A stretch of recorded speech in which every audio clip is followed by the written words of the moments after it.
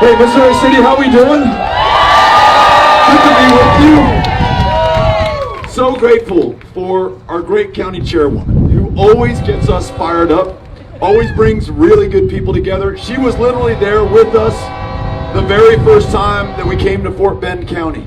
Introduced us, I got a chance to meet her, and I knew there was something special here.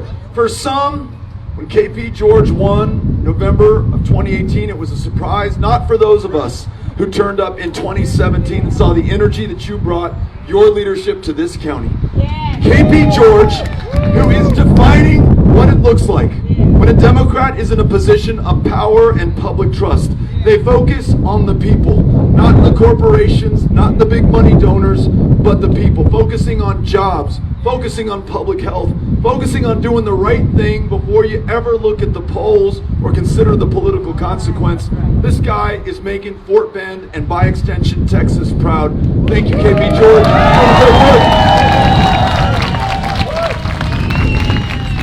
Only going to recognize two more because I realize we have about 400 elected officials or candidates with us today. Ron Reynolds, I just saw yesterday in the state capitol. Guy is busting his ass for the community, for every single constituent, fighting on their behalf, especially as inflation right now in Texas because of Greg Abbott is going through the roof. Called me and says, I want to introduce you, Beto, to one of my constituents who, like so many others here that I represent, is seeing her home appraisal go through the roof, is seeing the property taxes that she'll have to pay go through the roof. She may not be able to keep that roof over her head and the head of her family right now. We got to do something to help these people. And Ron, I know you are focused on doing that, working together. We are going to get that done. And though he is not with us, Boris Miles was one of those who's with us from the very beginning in 2017. We are so grateful that he's with us again. This guy also working so hard for this community, this district.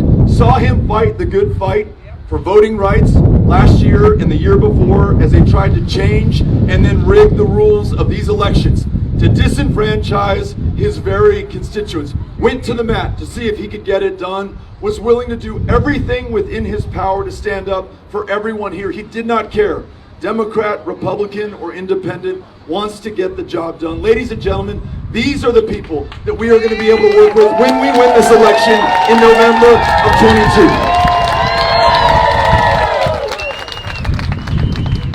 Folks are going to ask you, when you have a chance to see them after this event, you have dinner or drink with them later, you see them tomorrow in church, you go back to work on Monday. I know that you saw Beto. What is this guy all about? Here is what we are for. Number one, we want the best jobs in America created right here in the state of Texas. We want those to be jobs that pay. There are more people living below a living wage in the state of Texas than any other state in the union. What does that mean? It means they're working a second job, sometimes a third, taking on that extra shift, dependent on public assistance, sleeping in shelters, or sometimes all too often on the streets with their families and with their kids. In the 9th largest economy on planet Earth, it is not for lack of resources that we have folks sleeping right now on the streets when we go home to our comfortable homes and beds. It is for lack of political will. In a state where the minimum wage is still $7.25 an hour, we got to make sure that we raise it and get it up to 15 as soon as we possibly can. Let me try this one on for you. What if in Texas women were able to make the same amount that men make for the same job, doing the same work at the same value? That's something we can focus on.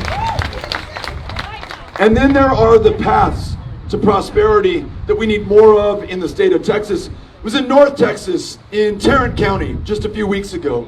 Had a chance to meet with the International Brotherhood of Electrical Workers, and specifically the young men and women in the apprenticeship program. It's a 5-year program. You can enter it right out of high school. You're working on site, so you are earning while you are learning. And after those 5 years are done and you graduate into a journeyman or journeywoman position, you're making $68,000, $75,000, $85,000 on up. Everything that you have learned is competitive for you, not just here in Texas, but any other state in the union to which you might travel.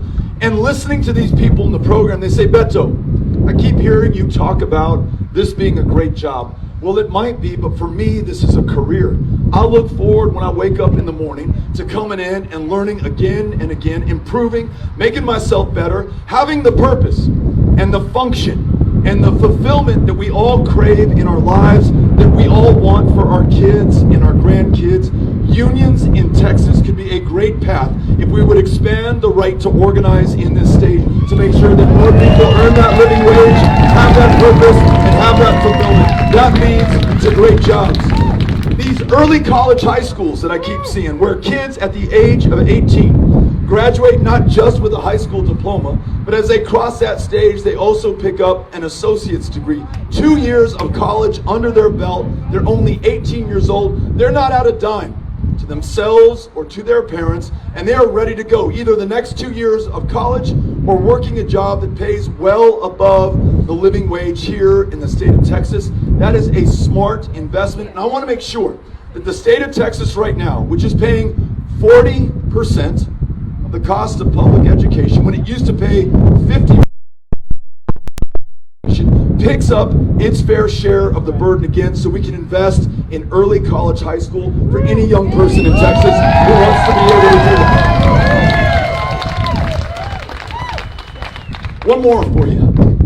Do we have any nurses among us? We have some in the back. First of all, thank you for what you do and what you have been doing ever since you entered the profession, especially over the last 2 years. We have lost so many nurses over the course of this pandemic. Nurses who really felt that they did not have a choice. Even if they knew they could quit, they could go do something else. They knew that the lives of those that they cared for were on the line, so they would put their own lives there as well. Those nurses have told me that 2 years ago they were heroes to the people of these communities and of this state, but far too often right now they feel like they're being treated like zeros by this state of Texas. Nurses fleeing the profession, converting into travel nurses, going to other communities and other states to earn 2 or 3 times what they could earn if they stayed here in Missouri City or Fort Bend County. A nurse to patient ratio that was 1 to 4, 1 to 3 is now 1 to 6, 1 to 7, 1 to 8. Fewer nurses taking care of more people waiting longer in the emergency room, waiting room to see somebody. They're frustrated. Who do they take it out on? On that nurse who is right there. The fact that in this state, we ask these nurses to take on tens of thousands of dollars in debt for the privilege of taking care of us and saving our lives makes no sense to me. So when we win this race, how about we clear the debt of those nurses so they can focus on that job? Remove the debt that's in their way when they want to enter this profession. Those are just a few ways that we address the challenges before us to make sure that everyone can work a great job in the state of Texas. We can do this. So that's point number 1, great jobs. Point number 2, and very much related to the first one, to get there, we need a world-class system of public education.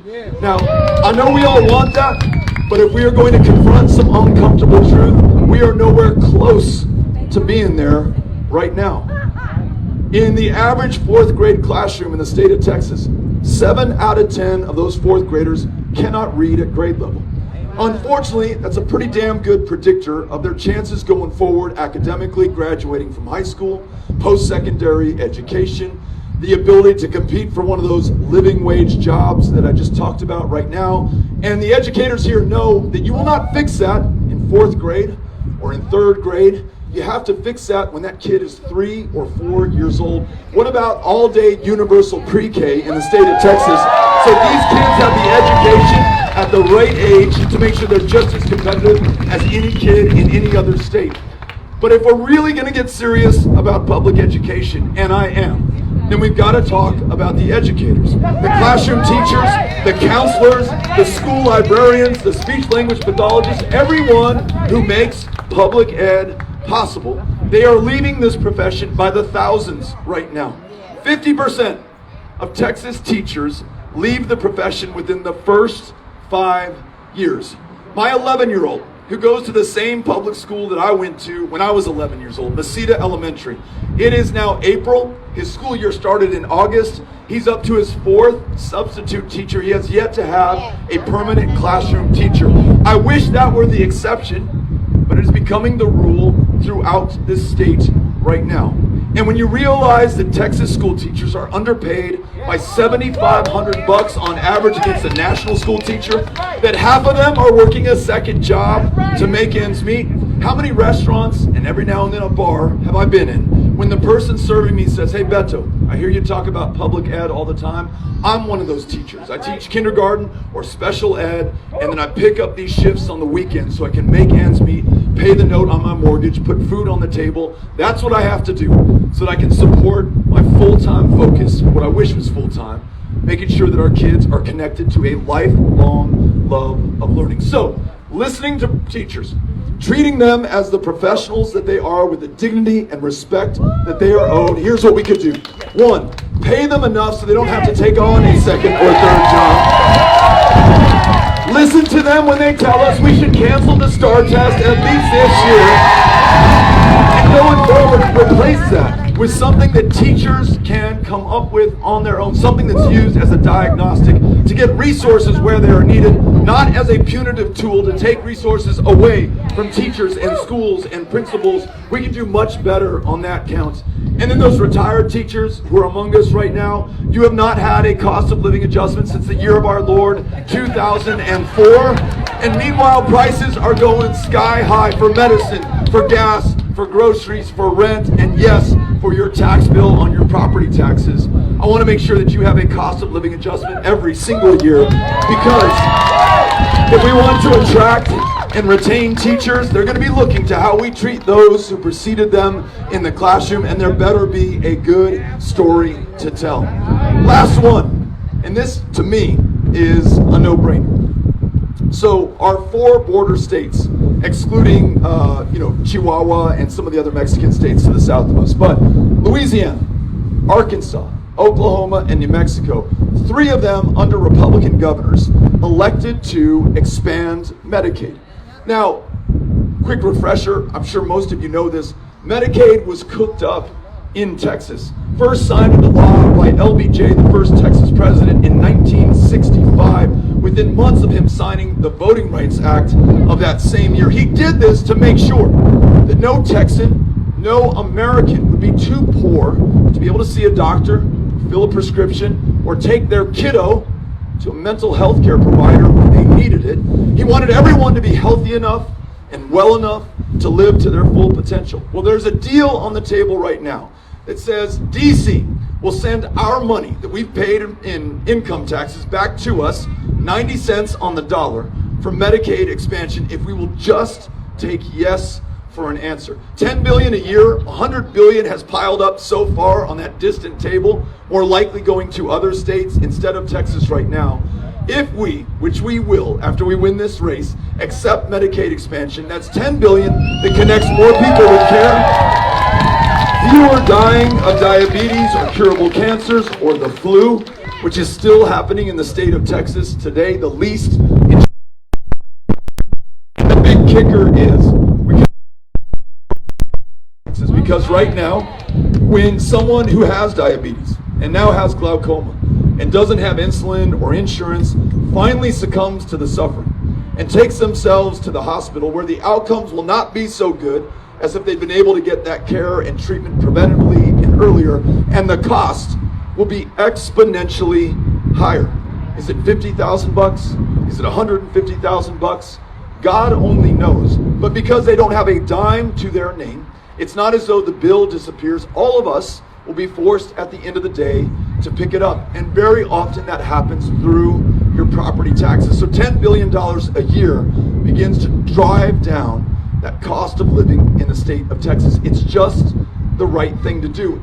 And these things that I'm talking about, great jobs, world-class schools, the ability to see a doctor, they are not the province of Democrats nor of Republicans. These are things that all of us as Texans can agree on. We may not agree on everything, and of course we won't, but on this much, there is common ground right now. So that's what we want. That's what we stand for. That's what we're going to do, and it is the perfect contrast to the guy who's in that position of power right now, who only seeks to divide us and pit us against one another and further fracture this already overly polarized state on every single issue.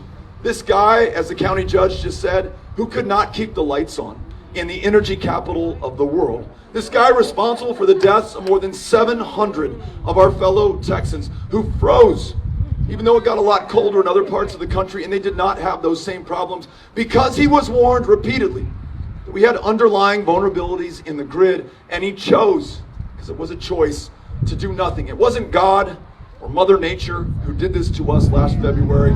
It was Greg Abbott. And the tens of billions of dollars in property damage that you and others sustained when those pipes finally burst and ruined your drywall and sent rot up your walls to your roof, ruined the floorboards, ruined those pipes that you have to replace that cost 5 or 6 times more because there's such a demand on them. To add insult to injury on top of all of that, your electricity bills on average have gone up $50 per month since that storm because of Greg Abbott. We call that the Abbott tax that every single Texan is paying right now. We need a governor who's going to listen to the experts, who's going to make sure that we return money to ratepayers, not take it from them, who's going to get the $11 billion stolen from us by those energy companies and their CEOs who charged 200 times the rate of fuel during that disaster when people were freezing to death, literally, and get that money back to you and reduce the inflation that we're seeing here and fix the grid so the lights are always on in the state of Texas. We can get that done. A guy who has single-handedly taken away the right for every woman to make her own healthcare decisions, to decide her own future, who's put a $10,000 bounty on the backs of anyone who assists her, and has made no exception for rape or incest. Something that would have been hard for us to imagine, something left to fiction, but now is our reality here in the state of Texas and is now being exported from one state to another, further exacerbating a maternal mortality crisis that is 3 times as deadly for black women in this community and every part of Texas. Mark my words, when we win this race, every woman in Texas makes her own decisions about her own body, her own future, and her own health care. Y por último, another example of pitting us against one another. Greg Abbott, instead of paying those teachers that living wage that they deserve and that they've earned, he's now asking them to turn in the parents of transgender kids, reporting them for child abuse, which, if that accusation is sustained after a CPS investigation, those kids will be taken from their loving parents who are doing everything within their power to help that child navigate one of the most difficult moments in their lives, put them in foster care, into a system where there are already 30,000 kids, a system that has gone, in the words of Judge Shack, from bad to worse, where last year 100 children in the custody and care of the state of Texas lost their lives. Hundreds more were trafficked for their bodies, all under the auspices of the state of Texas and under the leadership of Governor Abbott. On this one, not only are we going to stand up and fight for those transgender children and every kid in the state of Texas, regardless of our differences, but we are going to put the resources into CPS. We're going to hire more caseworkers. We're always going to look towards family placement where we can. We're going to support foster care parents and make sure they don't have to jump through every hoop under the sun in order to do the right thing. And we're going to make sure that this state is distinguished by looking out for and caring for and elevating the most vulnerable among us. We get past this craziness, this extremism, these fringe policies of the current governor, who's been an absolute failure on every single thing he has touched. We can get back to the big things that we should be known for here in Texas and all around the world. But the only way we're going to do that is by deciding that we are going to do that together. There is no one candidate, there's no political party, there is no one organization that is going to pull this off. It has got to be the people of Texas. Now, in the 2020 election, there were 7 million eligible Texans who did not cast a ballot in what is arguably the most consequential election in, if not U.S. history, then at least in our lifetimes. We shouldn't judge. I'm sure nobody here does, but sometimes we're tempted to get on a high horse and say, well, if you didn't vote, you get what you deserve. Let's acknowledge that there are some who are asked to wait hours in line outside of Texas Southern University, for example. We saw the photos and the video. On the one hand, we're so proud of anyone who would endure a 3-hour line to cast a ballot, but on the other hand, we are deeply ashamed that anyone is forced to do that in this great democracy. We learned that in February, during early voting of this year, a 95-year-old World War II veteran who put his life on the line in World War II to fight fascism half the world away, to defend democracy here at home, had his vote by mail ballot rejected not once, but 3 separate times. If anyone has earned the right to vote in this country, it is that gentleman and any veteran who's put their lives on the line here. But in Texas, it is harder to vote, harder to register, harder to participate in our politics than any other state. And it is by design who they are targeting. So here's my request of you. If you have not already, please text the word Texas to 20377. When you do that, text Texas to 20377. We will sign you up to be a volunteer. And by volunteer, it means I'm going to ask you to knock on the doors of those registered, eligible, but non-voting neighbors of yours. When you show up in person, it will be so much more powerful and profound than any television ad that we can put up on the air, any cute thing that we could put on social media, any piece of mail that will arrive in their mailbox. Another human being, looking at them eye to eye, face to face, human being to human being. That is as powerful as it gets. And they will never forget that visit. And when you, in your own words, from your own heart, describe why this election means something to you, whether it's something that you heard me say here today or something that you hold true to yourself and your family, that is why you come out this evening, I want you to share that message at their doors. And won't it be some pretty powerful political justice if the very people targeted for voter suppression become the margin of victory when we win this thing on November 8th of 2022. So I want your help to reach out to these folks. I am so grateful that you came here today. We are going to host this as a town hall. So if anyone has a question, an idea, a suggestion, or a thought, Cynthia Connell right here has got a microphone. We're going to switch microphones, and she will take it to you. Raise your hand, and she'll bring it out. But Missouri City, thank you for having us out here today. Huge, huge honor to be with you.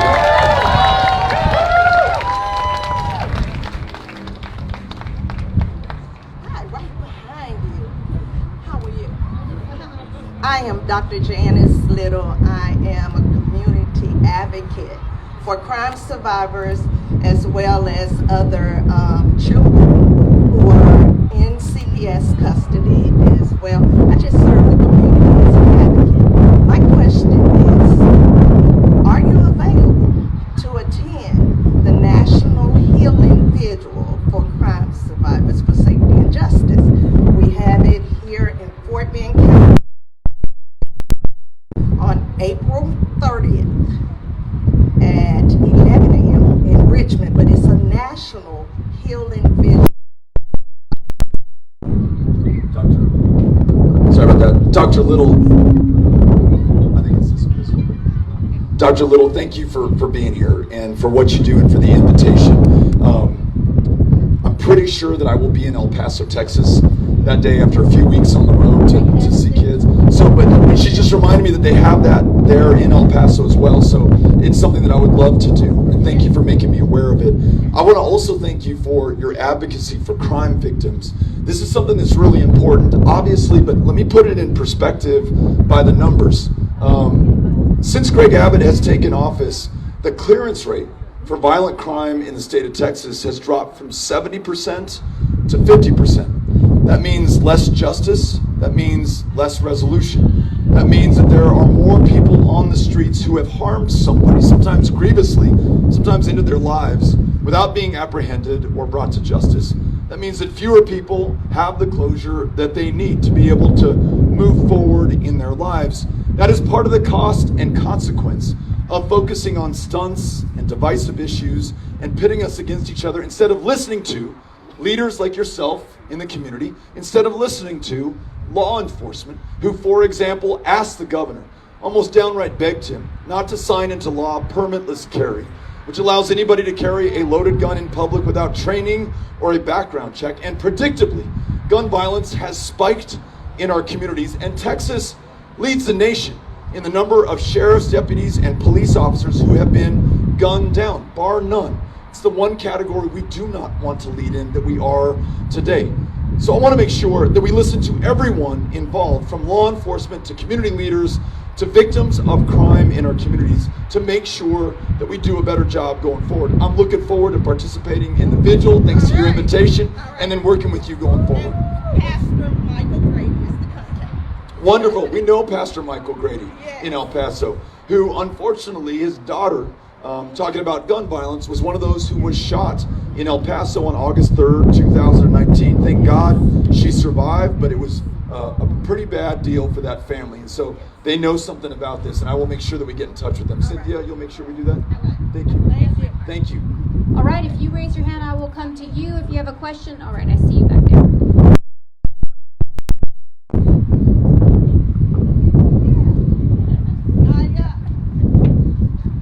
Here I come, here I come. Hello, Mr. Beto. I'm so glad that you're here. Welcome, welcome. Thank you. I'm from Rosenberg, Texas. I'm Iris Galvan. I'm a certified community health coach and also prevention counselor. I used to work long ago with communities and schools. I'm kind of semi-retired now. But the thing is that my question is, my thinking is about this violence is that it's been here for a long time. The thing is that back in the 90s, I remember that people like Constable Victor Trevino in inner city Houston and other folks were really, leaders in the community were really involved with trying to build relationships in the community. I was trying to send a message to the county judge there in Harris County that the thing is that it's about building relationships.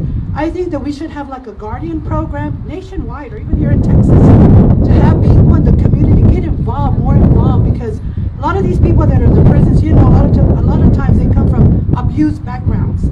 So I think also more trauma-focused stuff going on, and also prevention with the kids. I used to work with students, and I think kids just need the attention to not get in gangs, to not be involved with the other side, so to speak. So that's my take on that, and I think that everybody needs to be involved. People, the community, everyone.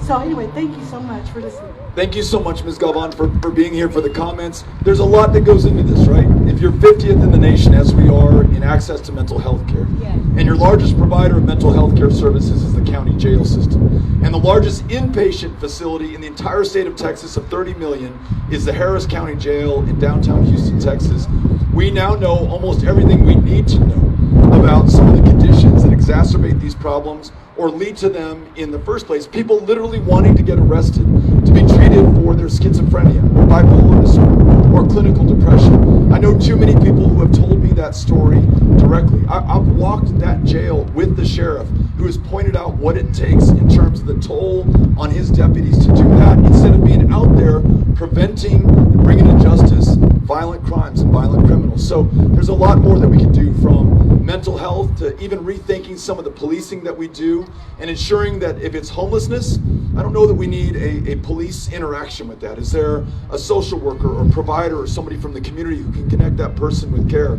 If it's a mental health care episode and it is nonviolent, again, maybe there's a better person to go in there and allow the police to focus on deterring, investigating, and solving violent crimes in our communities. I think that's the thing that we're most concerned about going forward. So thank you for the comments. Appreciate that. Hello, Beto. Welcome to Fort Bend County. You're always welcome back here. Thank you. My question today is the existential threat that is climate change that is facing all of us and the generations of kids, not yet born either, that will live in a country and a world that is inhabitable for them to live. How can we address that in Texas, becoming an energy leader, provider for the nation of energy solutions that can solve this problem, that will responsibly address a situation that we're in? How will we fight the denialism that is occurring at all of our companies in this area that are stuck in the profit motive that is natural gas and gasoline? how will we move past this to bring our country and our world into a more sustainable future? Thank you for this great question. We were at Lamar University, not too far from here in Beaumont, Texas, not too far from Spindletop, in the technology of geothermal drilling, where we basically extract the value of heat trapped under the ground that is renewable, will be there forever, and is almost a one-to-one match with oil and gas drilling technologies. And again, you know, there was some poetry to it that in the place that really started the oil and gas boom for this state more than 100 years ago, you have young people who are, through their ingenuity and innovation, going to help us to expand our energy leadership and at the same time successfully confront this challenge of climate change before it is too late. When you add to that what Houston, Fort Bend, and surrounding areas here, the energy capital of the world. If Texas is the energy capital, this region is its capital. What we're doing on hydrogen, what we're doing on wind power, including exploring offshore wind power, and what we're doing on utility scale solar. One, it meets the challenge that you just described of generating more of what we need to power our lives from renewable resources. But two, these are among the fastest growing jobs in America today.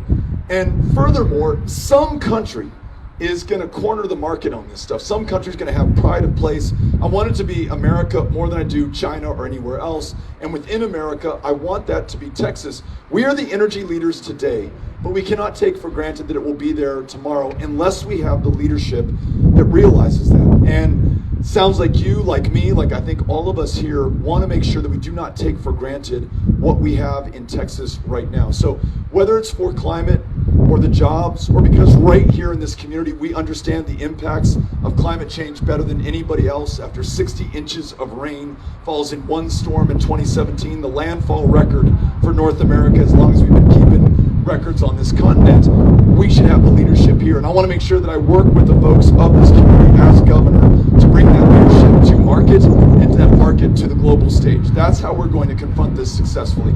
Thank you for asking the question. Appreciate that. Right here to your right. To your right. Hi, Beto. Yes. My name is Daniel C., and I'm from Sugar Land, Texas. And welcome to Fort Bend County. Thank you. You're always welcome. Thank you. Hi. I wanted to ask a question. It's that I'm concerned, like we talked about the school shooting in El Paso. There was also one that had happened near Galveston, Texas. My concern is about these guns is that they're easy to get. And how are we going to handle whenever, you know, hopefully you do get elected to be our next governor? Let's just hope you'll be our future governor. How are we going to handle with the gun control, especially young people getting these guns? Because they're easy to get, and my concern is violence is still going to keep going on the more they keep getting them. Daniel, thank you for asking the question. So, as you know, I grew up in El Paso, and like many guns, I use a firearm. My great uncle Raymond, who was the jail captain, sheriff's deputy, he won the marksman's award. It was the thing he was most proud of, and so he taught me and my sisters how to shoot. But he taught us the responsibility of owning that firearm. And my dad, who was responsible for keeping the guns in our house, kept them under lock and key so that I and my sisters at a young age couldn't get our hands on it. One of the parents who lost her daughter at Santa Fe High School in Galveston County has proposed a safe storage law, which, for example, would say if you have young kids in the household and you have firearms, it's okay to have those guns, but just make sure they're not accessible to those kids. So one of them doesn't find it accidentally and turn it on herself or on her brother or take it into school. We hate to bring this up because it's very painful to think about, but it happens all the time in this country and in the state. So we've got to do something about it. Now, we're still able to protect our Second Amendment right, but we're also able to better protect the lives of those around us. Another idea is universal background checks. So a month after the El Paso shooting, there was a guy who walked into a gun shop trying to buy an AR-15 from a federally licensed gun dealer who's required to perform a background check. He couldn't pass it, but he didn't give up there because in Texas, we do not have universal background checks. So he could go buy that from a private seller out of the trunk of his car, purchase that weapon, and then turn it on his fellow citizens in Midland and Odessa, killing 7 of them, and I think then turning the gun on himself. Universal background checks might have stopped that mass murder. When you add Sutherland Springs and El Paso, those are 4 U.S. history. They've all taken place in Texas, and just within the last 5 years. I know that we can do better, and I know on just those 2 issues, there is a common ground to move forward with Republicans and Democrats, gun owners and non-gun owners alike. But I want to address 2 things that may be on your mind as well. One is the fact that I do not think anyone should have an AR-15 or an AK-47 because that weapon was designed for use on a battlefield.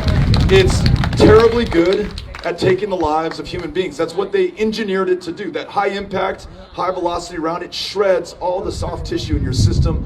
You bleed out before we can get to you and revive you. And I know that because I met the family members of the 23 people who were murdered with an AK-47, one of these high-powered assault rifles in El Paso. And I am remembering the question asked by the wife of one of the victims who said, "Hey, Beto, why does anyone need one of these guns? You don't use it for hunting. You don't need it for self-defense. There's no practical purpose other than killing people."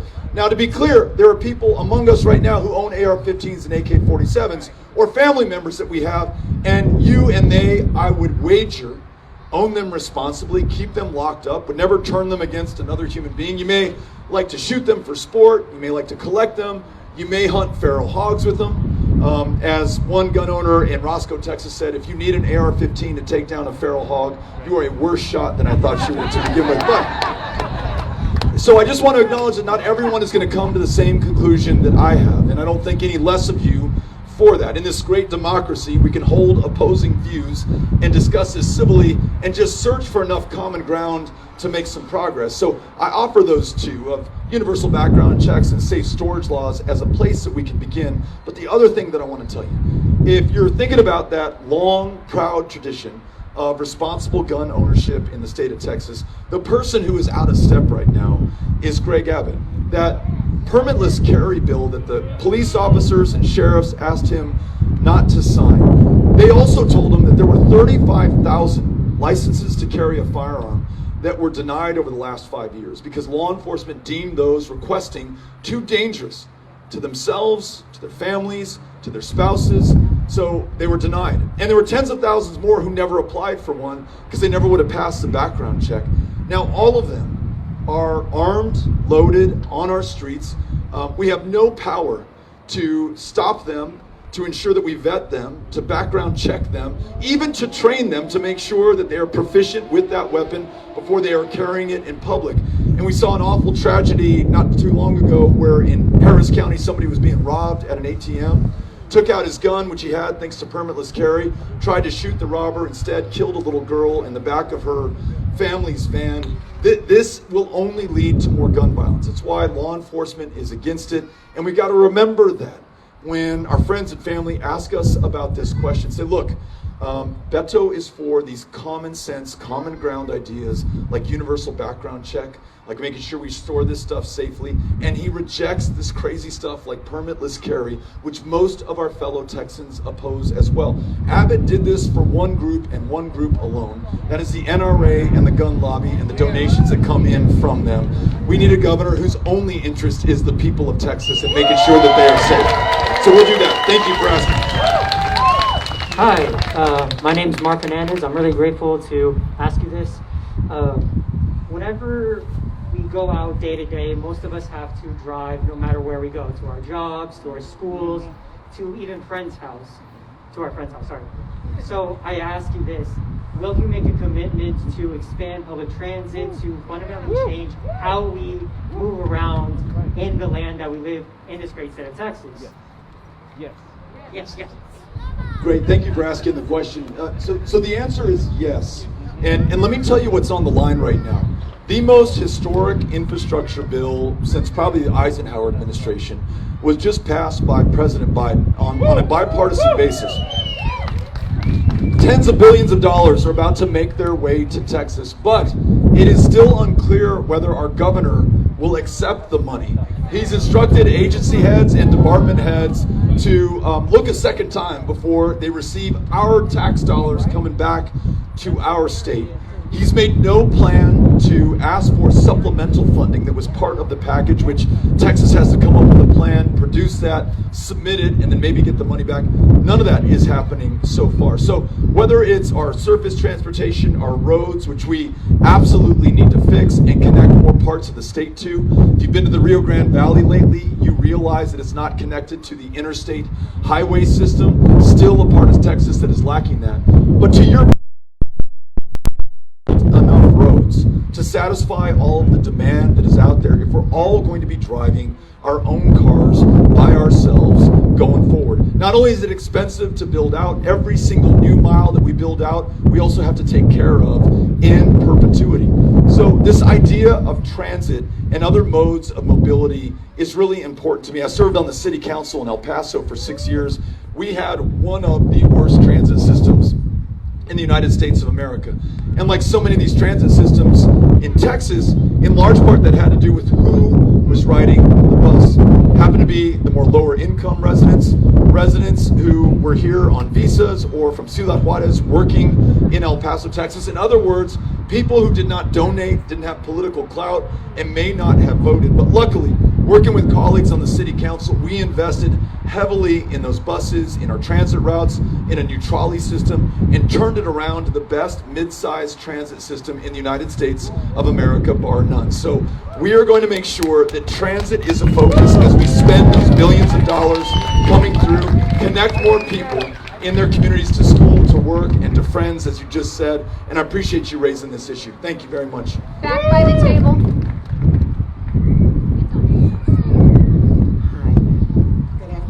I'm claiming Governor Beto now. I love it.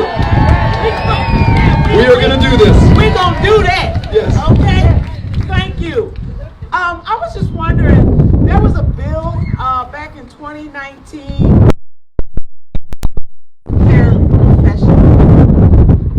Has anything else happened about that? Do you know of? I don't know, and I didn't even know that a bill had been filed on this for 2019, but I do know from listening to these healthcare professionals after the pandemic around right now by very frustrated people waiting very long wait times in our ERs, in our intensive care units. So please go on.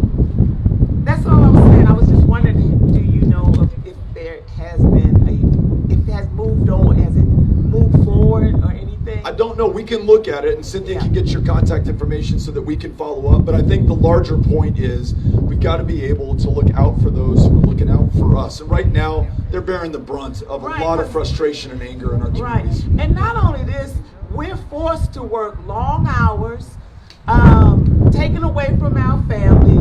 Nursing is a hazardous job. You know? And so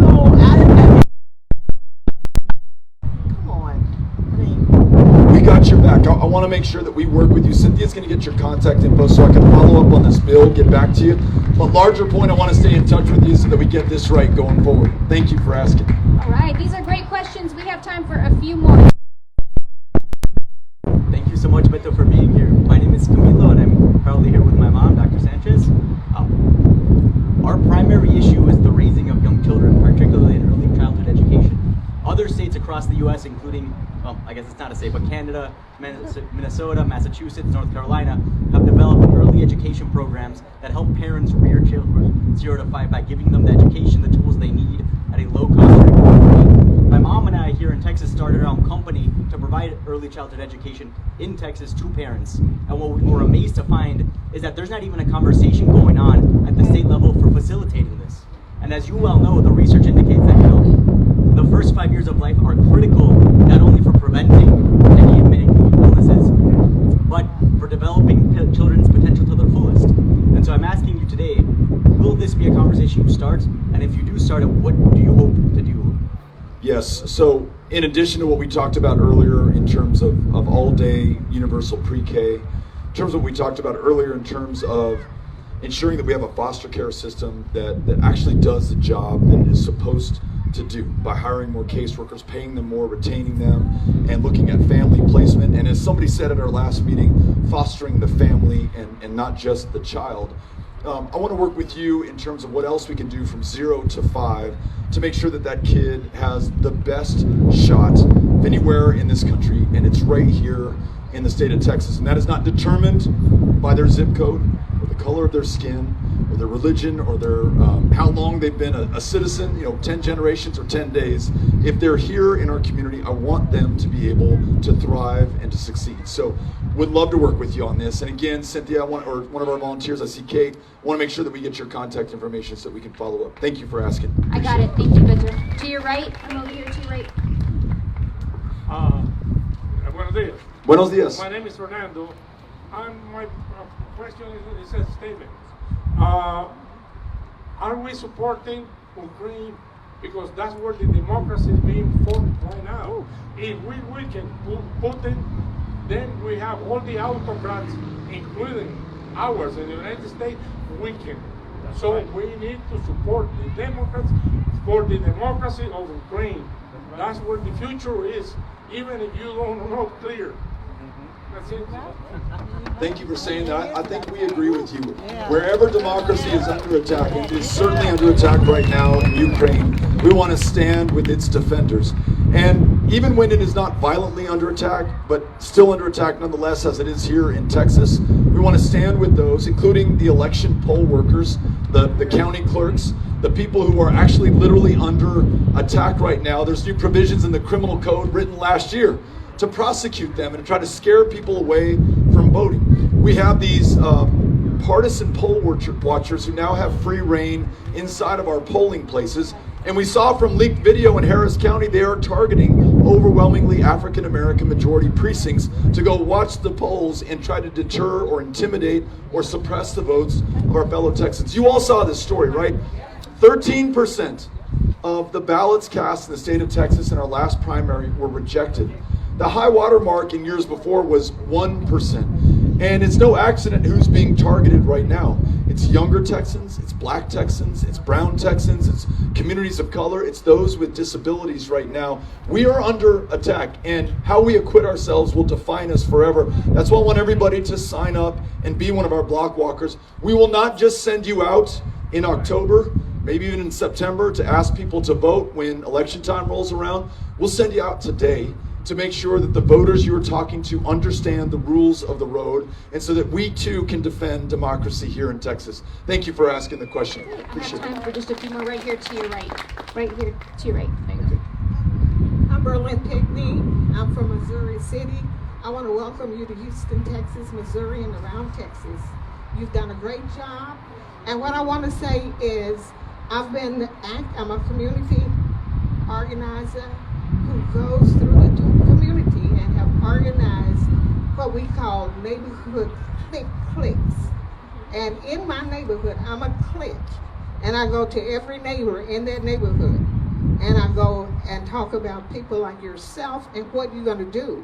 I know about you because I've read about you. And so when I ask them a little bit about you and they don't know anything about you, that's when I come in. So what you're talking about, I've been doing ever since you announced that you're going to be governor. I love it. I love it. Thank you. This is what we need right now. This is a great example. Everyone should follow you. Thank you. All right, here we go. Good evening. My name is Max Real from Sugar Land, Texas. I will be a first-time voter in November. And of course, I'll be voting for you. But I have one question, especially for your younger voters. This is a primary issue for us. How will your administration handle the climate crisis, and how will Texas lead the country in renewable energy and diversify our economy from oil? Great question, and we had a version of this earlier in terms of how to expand our energy leadership in those 4 renewable sources that we talked about: geothermal, hydrogen, wind, and solar. We also, as folks will remind me when I'm in rural parts of Texas, we got to look at the land, the topsoil that we're losing, the water systems that are so fouled in Texas that people cannot drink from them right now. Having a Texas Commission on Environmental Quality that is not captured by the corporations that is supposed to regulate and oversee, but is fighting for the families who breathe the air, drink the water, and are dependent on that soil right now, not only protects our lives in the short term, but it allows us to be a leader on confronting this challenge of climate that is the most important and the most existential. No state is better set up or prepared to do this than the state of Texas. And I want to make sure that we all understand that in addition to the most important dynamic of this, which is averting catastrophe for your generation and every generation that follows, this is connected to high skill, high wage, high value jobs that we want to be creating here, union jobs that we want to be creating here in the state of Texas. And it also gives us pride of place on leading the revolution that is taking place across the world. We know that the world is only going in one direction. The two questions are, how fast will it get there in terms of converting to renewable in this energy expansion? And then who will take the lead at the end of the day? I want it to be Texas. I think you can harness the market, our innovation, our academic institutions, the leadership that you already have here in Southeast Texas to this challenge, and we will win it. But it's going to take people like you, holding people like me accountable to get that job done at the end of the day. So not only am I counting on your vote, I'm counting on you where we are on this once we win this, making sure that we hold true to our promises to you and the generations that follow. Thank you for asking the question. I really appreciate it. All right, we're straight back here. What great questions. These are going to be my last three. 1, 2, 3. Hi, I'm Daniel. I'm a teacher from Pasadena, and we actually have a program in Texas called 21st Century ACE, the after-school program, and apparently every year it gets evaluated, and if the school is doing good, they could lose that program. The thing is, our students now are different from the students that we had a year or two ago, and so we're being evaluated on different students. The thing is, all the students in Texas, they need these community programs at all the schools, especially with the pandemic as it is, and just it's a good program that works in Texas, 21st Century ACE, and we're losing them at some campuses. So we'd love to have expansion of a program that works right now. I appreciate you sharing that with us, and also for what you do and your public service to this community. I'll tell you, these schools, in addition to the reading, the writing, and the arithmetic, are a lifeline for kids who've gone through extraordinary trauma in their lives. These teachers and these programs are keeping them alive right now. The level of suicidal ideation, and unfortunately the level of suicide that we're seeing amongst our young kids right now, very often is that classroom teacher or counselor or school nurse or librarian who is going to connect that kid with the care and the help that they need. But we want to make sure the programs are in place. I remember visiting Kashmir Gardens after Hurricane Harvey, and I mean, the community was just wiped out. Every single library, I believe at the time, was still closed down, had yet to reopen. But I said, is there any good news at all, to one of the neighborhood leaders there? I think it was Keith Downey. And they said, you know, Kashmir Elementary is a place where these kids who have been literally flooded out of their homes and are living in their grandparents' cars in front of the home that used to exist there, that's where they go for not only hot meals, but also access to mental health care, to after-school activities, to finding that purpose in what they do outside of their home or that car that they're living in right now. So I think we got to keep that in mind. It is more than just the academics, as important as the academics are, and we fail to invest in this to our peril and the peril of those kids. So thanks for asking that. Appreciate it.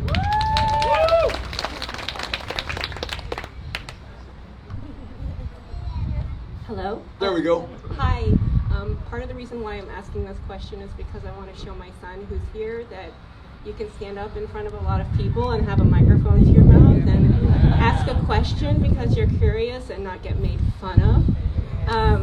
He didn't want to ask a question himself, but this is not necessarily a popular position to have in Texas in particular, but I would just wanted to urge you to do what you can to make Texas a more welcoming place for people who are fleeing persecution, seeking asylum here in the United States.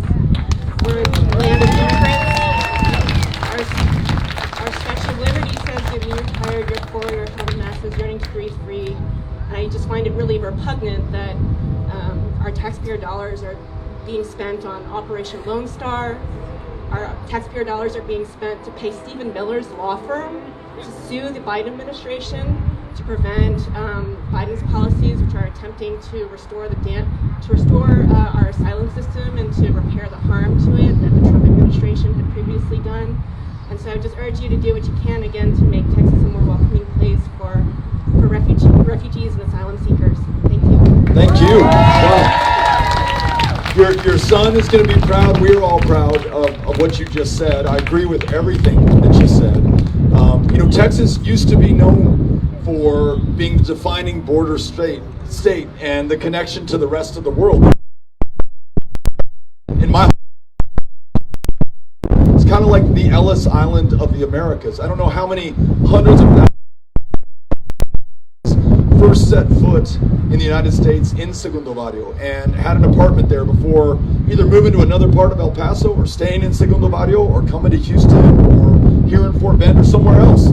And we're so proud of that. And I tell people El Paso is one of the safest cities in the United States of America, not despite, but because of the fact that a quarter of those with whom I live were born somewhere else. And they chose us. They wanted to come here and they wanted to do better for themselves, but they also wanted to do better for all of us. And they have made us more successful. They have made us stronger and they have made us safer. So this ridiculous stuff that Abbott is doing at the border, the busing migrants to Washington, D.C., the activation of 10,000 members of the Guard involuntarily taken away from their families, their communities, their kids, their careers to sit in Humvees and really deal with some really challenging things. 4 of them have taken their lives just since this activation started so far. Not listening to border communities about what they need, or those groups that actually work with immigrants and especially asylum seekers like Annunciation House in El Paso, Texas, which literally helps the most vulnerable who are fleeing thousands of miles from persecution and brutality. And then ending Title 42 makes sense, right? Title 42 summarily rejects every single asylum seeker just on their face right around. They go back into Mexico, where they may then become part of this migrant protection protocol, this Orwellian name system that keeps them in shelters or slums, waiting to lawfully and orderly have their asylum request heard, which we should by the rule of law. So Texas, if we can get past this craziness and these stunts, can get back to leading on an issue that we know better than anyone else. And wouldn't you love it if you had a governor who could bring the people of this state together and go to Washington and help us to rewrite our immigration laws in our own image based on our values and our needs and those priorities that we hold dear as Texans. So thank you for the question.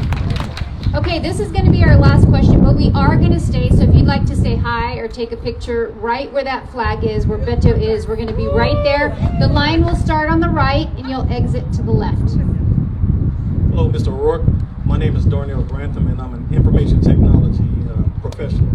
And I talk to a lot of young people and we talk about college. The cost of college tuition has gone up. I went to Texas A&M, I went to U of H, and I mean it's tremendous what tuition costs now. But I'm also looking at a degradation of test scores in some of the inner city schools. What can you as governor do to encourage science, technology, engineering, and math in our inner city public schools? And what can we do to energize the kids, to want to get into science and technology for a better workplace? Wow, I love this question. Mr. Grantham, thank you for this. This is great. Some of the best schools that I've visited around the state, I was just at one in Port Arthur Memorial High School. They are working with the local large employers. It could be in information technology there. There was a refinery that they were working closely with, where they're helping those students understand why science and math and technology education is going to help them later in life. It's not an abstraction. It's not just academic. It is a wonderful paycheck. It is a career, and it's a way to be able to stay in Port Arthur and not just be able to do well for yourself, but also for your family and your larger community. The look on the faces of those kids in those classes was amazing. I mean, they were just on fire, so proud of what they were doing because they connected it to a real world need that we have in Port Arthur. I know the same is true, could be true in Fort Bend, same true in Harris County and in other parts of this state. Roscoe, Texas, more rural and conservative part of the state, those young the age of 18 from high school, and many of them also have a remote FAA pilot's license to do the remote drone inspections on the wind turbines that dot the landscape there.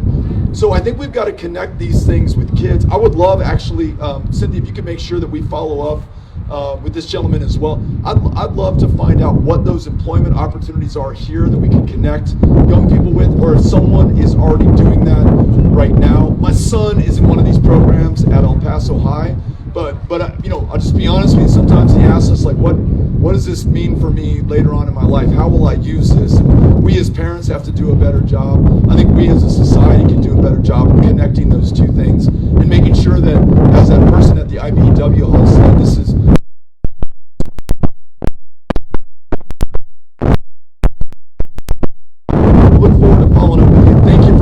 question. I know we can make a better connection there going forward. Thank you so much. Missouri City, thank you for having us out. Very, very grateful for the very warm welcome. We'll stick around for a little while to take pictures with anyone who would want to. Thank you all. Gracias.